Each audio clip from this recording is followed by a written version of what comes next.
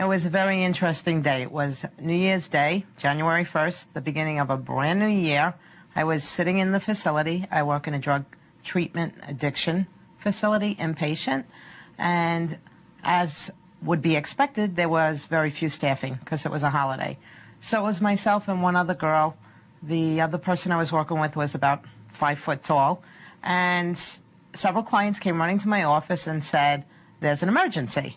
So I assumed it was a medical emergency, and they said, "We got to go to the basement." And when I got to the basement, lo and behold, it was chaos. The tables were overturned, chairs on the floor, people hiding behind the tables, and there was 2 gentlemen who were pummeling each other.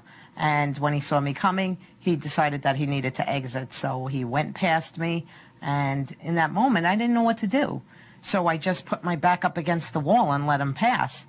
And then there was another gentleman. He was full of blood. There were 3 people holding him. And my first thought was, oh, my God, this is an infection control nightmare. Like, I don't know if this guy has diseases. I don't know what's going on here. And so in that moment, I said to the gentleman, I don't even know where it came from. It must have been like a blessed moment because I'm a nurse. And I didn't go to nursing school to learn how to do this. I went to nursing school to learn how to help people get better. So I said to the 3 people who were holding him, you got to let him go. And I looked at him and I said very quietly, and you need to follow me upstairs, and I can't protect you. And if he comes back, there's nothing I can do to help you. And with that, we proceeded to go upstairs to get to the treatment room. And what happened is they called security, and security refused to come. I can't even imagine that they would do that, but they did. So I called them back and I said, there's 2 girls in this unit. We're the only staff members and you need to come. And they refused to come. To me, that was disastrous, a nightmare. I felt violated. I felt that angry. I remember sitting there that day and typing a letter to my director saying that, you know what, I went to nursing school and I didn't come here to work to be a bouncer. And I really resented the fact that I was being used as a bouncer. And that kind of was the beginning of my evolution into getting more involved in the union and trying to fight for workers' rights. I was appalled that as a nurse I was being used that way, or that I was expected to be able to control that kind of violence that was erupting in the building.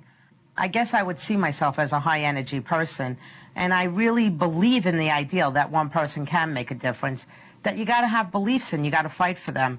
And so I wasn't willing to accept just an apology from the security officer. That wasn't good enough.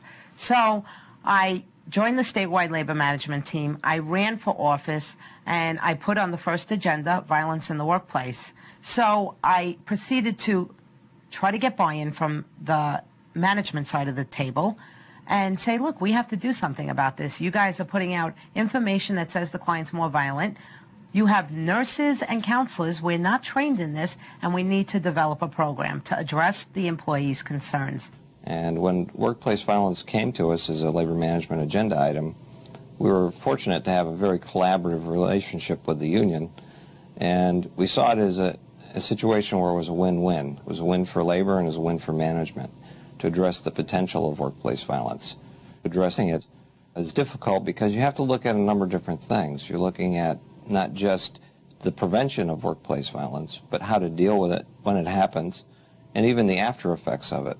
And it's not just limited to traditional violence in terms of employee-employee violence or patient-employee violence. We've also extended it to domestic violence, which has a measure of impact on the workplace that's quite significant. So we tried to create a program that addressed all aspects of violence in our workplace, both in our treatment centers and our administrative offices. We put together a performance improvement team that was made up of labor and management, and we designed a skeletal curriculum. We locked ourselves away in a room, we looked at all the curriculums that were out there, and we put this package together. And then we needed funding, because we needed somebody to develop the package out. It was about a 40-page skeletal curriculum. We were fortunate to find a significant labor management funding resource to us, and that resource allowed us to do some of the things that we wouldn't otherwise have been able to do. And that collaborative relationship between labor and management allowed us to work together to devise a curriculum, identify a vendor, and consultant that could then put a program, customize the program to our needs, and deliver that program in a train-the-trainer environment. We're in the pilot phase. It's being taught right now to employees, and then we're going to roll it out to the whole field. Somehow we've achieved an organizational nirvana because we've blurred all the lines between labor and management, because we all realize that this is relevant. If you can't get to work and come home safe in one piece, then that's a critical issue. And I have to say that I feel proud to be a part of the team that was able to do this.